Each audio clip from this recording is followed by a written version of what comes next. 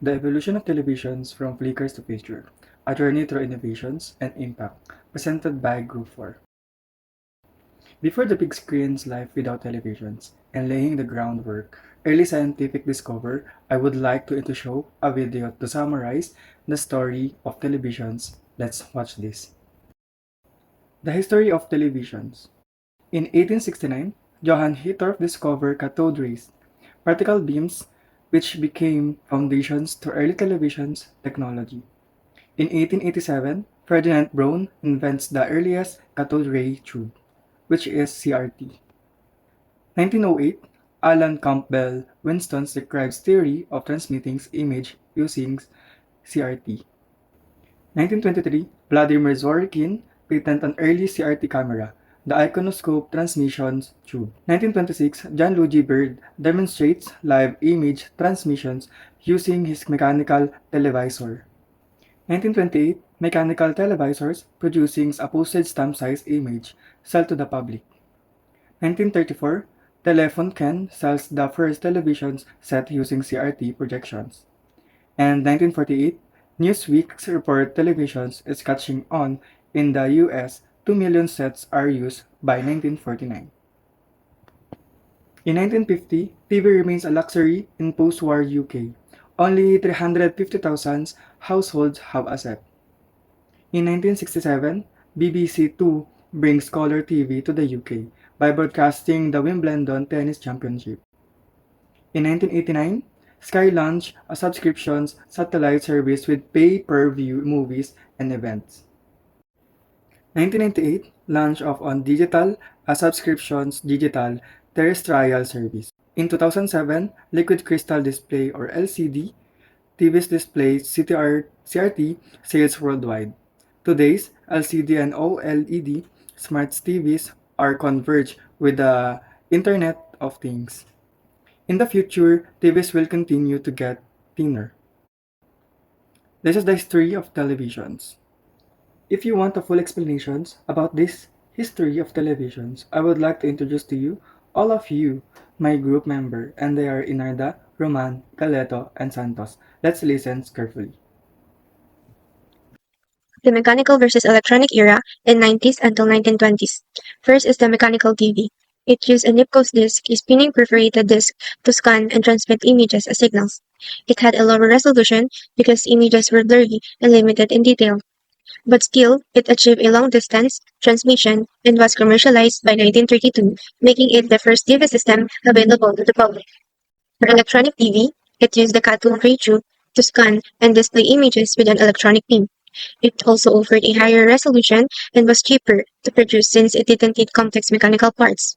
Its designs became the foundation of modern television, leaving a long-lasting. The key early milestone in 1920s.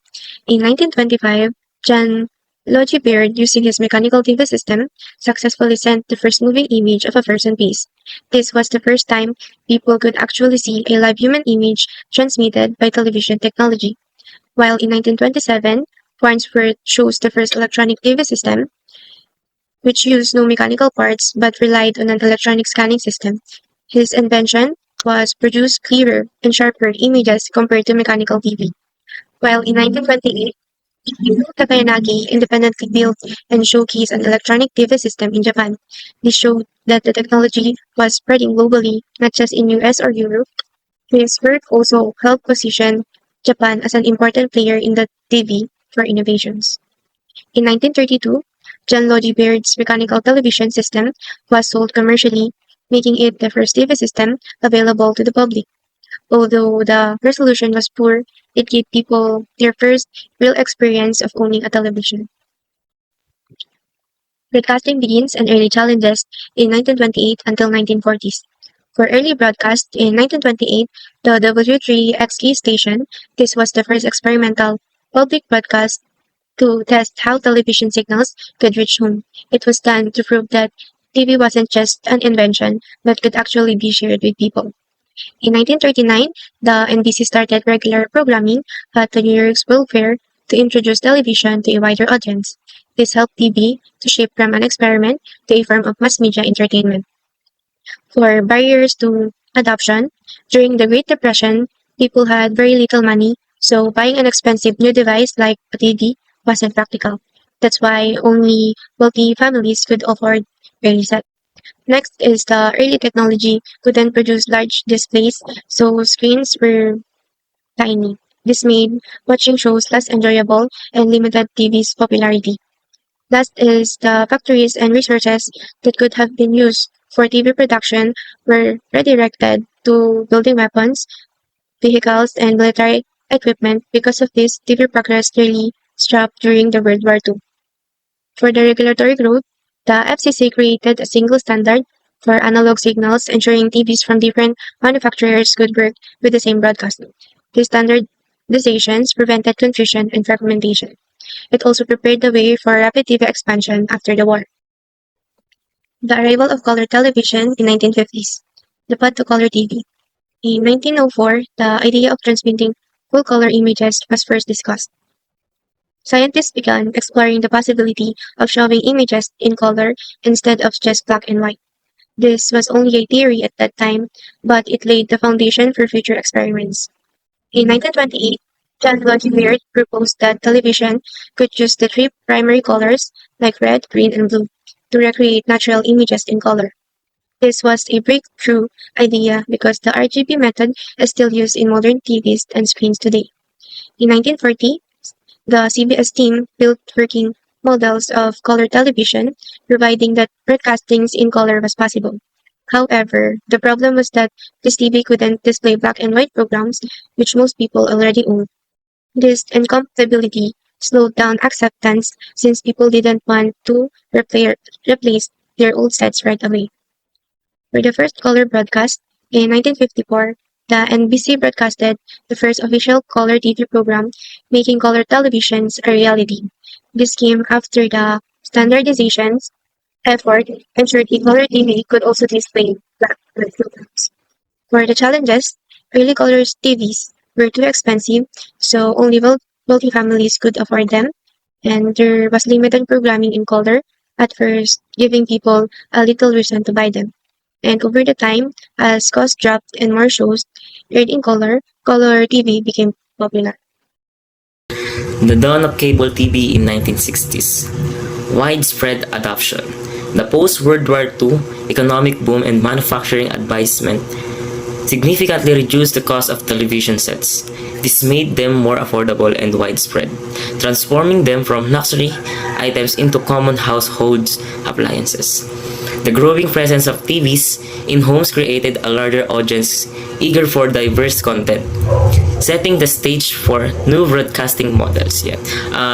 Ang pinagsabi dito is, after World War II, bumaba ang production cost, kaya naging mas affordable siya for us, sa mga tao na makabili ng TV. And for being a luxury item, dati, naging household essential na siya, which is yung TV.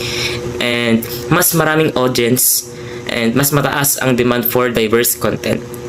Yeah. Next is new program formats. Pioneering program like the morning news show today and the late night staple. The Tonight Show become a cultural touchstones, demonstrating television's potential for diverse and continuous entertainment. Yeah. And sabi dito is, show like today, morning news, at the Tonight Show, late night, ay nagiging cultural icons na. And pinapakita nila din dito na ang TV ay kayang magbigay ng continuous and varied entertainment. Next is cable's origin story. In remote or mountains area, large community antenna television system were erected to capture distant broadcast signal and retransmit them via coaxial cables to subscribers' homes, ensuring clear reception. Yan. And sabi rito is, sa mga remote at mountains area, ginagawa ang mga community antenna television para makakuha ng malayong signals. And ang signals ay nire-relate through coaxial cables papunta sa mga bahay. Next is evolving landscape, regulatory shift, and paid TV. Initially, the FCC imposed restriction on cable, fearing its impact on traditional broadcasters. However, a gradual shift toward the regulation opened new venues for cable operators to offer more than just retransmitted signals. And in 1972, HBO's launch. This deregulation paved the way for the first paid TV model home box office, which began offering premium content via satellite, laying the groundwork for modern cable industry.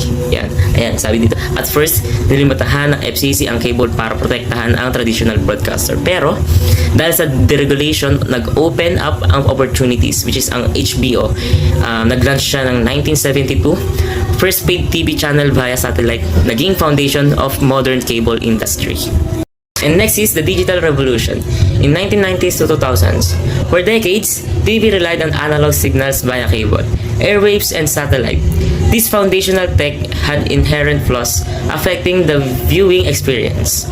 Analog signals were vulnerable to interference, resulting in poor quality, snowy pictures, and distorted sound, with fidelity decreasing over distance. And digital broadcasting, clearer horizons. Digital TV was a profound leap forward.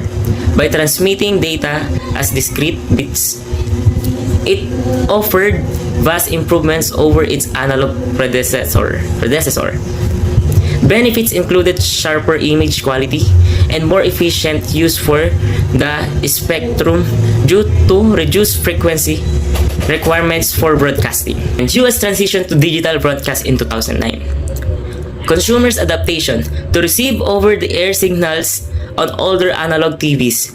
Viewers had to connect digital to analog converter boxes, ensuring continued access during the transition.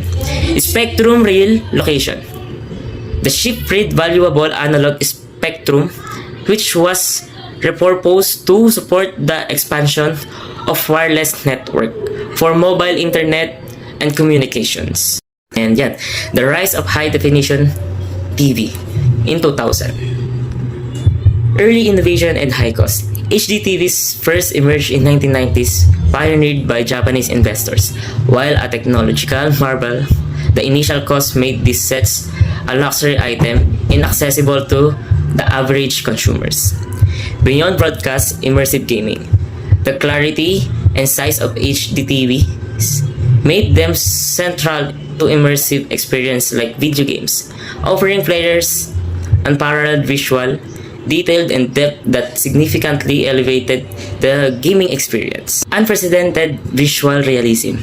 HD TV transformed viewing by increasing pixel per square inch, delivering remarkably realistic and crisp images.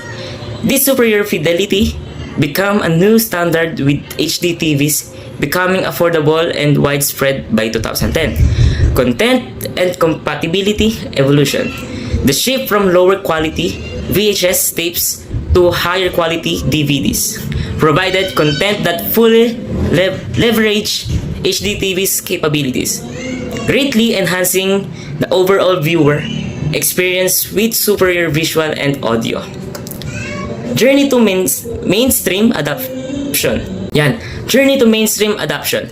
In 1990s, early introduction, Japanese investors introduced HD TV, initially prohibitively expensive. And in 2009, US digital broadcast switch. The FCC mandates the switch to digital broadcast, crucial for HD TV content delivery. And by 2010, affordable and widespread. HD TVs become significantly more affordable and achieve mass market penetration. The smart TV era. The merging of internet and TV has become effective from the 2010s, meaning it ranges from 2010 to 2019. Smart TVs hit the market, letting people stream videos and access online content right from their screens. Suddenly, the TV wasn't just for cable anymore, it became the go-to spot for all kinds of digital entertainment. Netflix and on-demand content. The streaming boom became the hallmark of this era. Platforms like Netflix dove into the digital space, not only offering streaming but also producing their own blockbuster content. For viewers, it was a game changer. They now had the freedom to watch whatever they wanted, whenever they wanted, with a world of entertainment just a click away. Beyond broadcast interactive features, smart TVs came packed with powerful features, built-in Wi-Fi, accessing to streaming apps like YouTube and Hulu, and even support for web browsing and gaming. They weren't just TVs anymore, they became full-on entertainment hubs, all in one sleek screen. Redefining the viewing experience, data and digital evolution. As we grow up, we're used to play games in a computer. But as we see now, just like PlayStation games, we can play it on television through HDMI. Another one is we can project our group presentation on the TV, just like how Sir Balahaja presented his last lesson a week ago. Evolution of components and functionality. Early foundation. The earliest sets featured large cathode ray tubes, CRTs in heavy, cumbersome casings. Functionality was limited to passive viewing with manual turning dials and a restricted channel section. Clarity and connected. Decades brought qualitative leaps from black and white to vibrant color displays with huge gains in clarity and resolution. Connectivity expanded from basic antennae to robust cable and satellite networks. Of course, just like phones have been evolving, it also goes with the TVs. Right from black and white to vibrant and live color display, the resolutions and how it is relaxing on the eyes. Digital age. The shift to digital broadcasting revolutionized signal quality. Flat panel displays, LCD, LED made TVs significantly thinner, lighter, and larger, integrating seamlessly into modern living spaces. As you can see from the first pictures, the TVs were bulky, small screen, and giving vintage effect, while the ones being released now are thin and sleek, which gives a good look inside our homes. Smart hubs. Today's TVs are powerful smart hubs integrated with the internet via Wi-Fi. They offer a comprehensive ecosystem of interactive capabilities, from streaming, apps, and gaming to voice control and smart home integration. In the Smart Hub, there are installed applications or games within the TV that we can use aside from watching. There are some apps which function like what Netflix does. We can also use Facebook through the TV, but it depends on the TV you're using. Key innovators and their contributions. Well, ang televisions po ay hindi gawa ng iisang tao, kundi bunga ng maraming inventor and institutions. First po is si Carl Ferdinand Braun. Siya po ang gumawa ng Braun tube, ang unang electronic display. Next po naman is si Paul Nipkow. Siya naman po ang nakabuo ng Nipkow disc na naging basehan po ng unang mechanical TV. The next po is si John Logie Baird. Siya po ang unang nag-transmit ng live human face and nag-commercialize po ng TV. At si Philo Farnsworth po, gumawa ng unang fully electronic TV system. Kasabay po nito is si Kenjiro Takayanagi ng Japan. Nag-develop po ito ng electronic TV. Para maging standard, pumasok po ang Federal Communication or tinatawag na FCC at naglatag ng isang analog system at kalaunan digital TV transition noong 2009. Tumulong din po ang National Television System Committee or mas tinatawag na NTSC at Advisory Committee on Advanced Television Service or tinatawag na ACATS sa paggawa ng pamantayan para maging globally compatible ang TV. Sunod naman po ang TV as a cultural phenomenon. Ito naman po is television is more than just entertainment kasi it also shape our culture, society, and even the way people think and live. Since na-invent ang TV, naging powerful medium siya na nagko-connect sa atin with information, stories, and shared experience. First po is impact on society. Ginawa nitong sentro ang sala ng bahay at naging pangunahing paraan po ng mass communication or dito mas nagkaroon ng bonding sa isang pamilya or tahanan. Next po is cultural influence which are TV, shape politics, advertising, at naging mas malakas na pwersa ng global popular culture. Ikatlo naman po is mula sa luxury, naging necessity ang TV dahil naging abot kaya at halos lahat ng bahay ay nagkaroon. In short po, TV is not just technology, it also a cultural force na patuloy nag-shape ng values, behaviors, at kung paano natin tinitingnan ang mundo.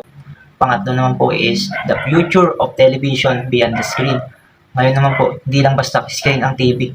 Madami pang possible evolution dito tulad ng mas mataas pang resolution, matagiting na 8K to 16K, transparent at displays, at personalized content gamit ang AI. Sumunod ay immersive experience, ang AR o tinatawag na augmented reality, and VR, tinatawag naman na virtual reality.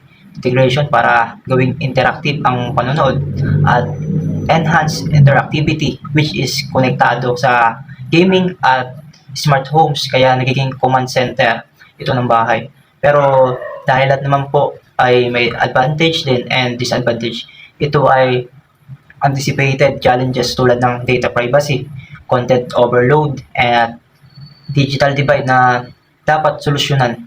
Sa madaling salita po is ang televisions po ay patuloy nagbabago mula kahapon hanggang sa hinaharap. Ito ay nananatiling mahalaga bahagi ng kultura at technology. Thank you. I am Ronald E. Hernandez. I am Jenlex Inarda. I am Hershey B. Roman. I am Jermaine Dalieto. And I am Bastian Gabriel L. Santos. And We R. The Group 4.